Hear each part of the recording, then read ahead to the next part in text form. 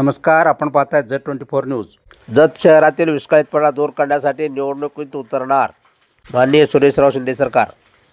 मारुतदेवळा बाजारपेठेतले complex centre असेल, जतमधलं इंगोलवाडीतलं complex centre असेल, हे तुमचं फिल्टर हाऊस असेल, निर्मळची योजना असेल, गौशीची योजना असेल, ती माझ्याच कारकिर्दीत पार पडली। त्यानंतर मोठं असं भरीव काम कुठलंही झालेलं।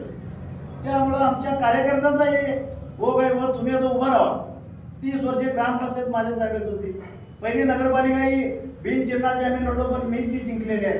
त्यामुळे जनता ही आमची आहे। या जत शहराचा कुटुंब प्रमुख आहे मी। जनतेने मला मतं दिली तरी आनंद आहे, मतं नाही दिली तरी मी जनतेचाच आहे।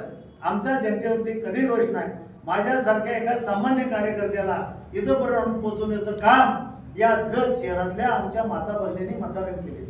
त्यामुळे त्याचे उपकार कधी मी विसरणार आहे। त्याची इच्छा असेल तुम्ही उभा राहा तर निश्चितपणानं मी यालाही उभा राहणार नागरिक जतमध्ये आता जी विस्कळीत झालेला आहे ती परत एक वेळेला मी जत शहर रुळावरती यावं, सर्वसामान्य नागरिकांना इथं न्याय मिळावा। आज जी दहशत गुंडगिरी चाललेली आहे ती गुंडगिरी दहशत मोडून काढण्यासाठी माझी परत एकदा नगरात येऊन माझी उमेदवारी आणि निश्चितपणानं मी ती लढवणार। पुढे कोण उमेदवार आहे हे मला आज माहित नाही आहे।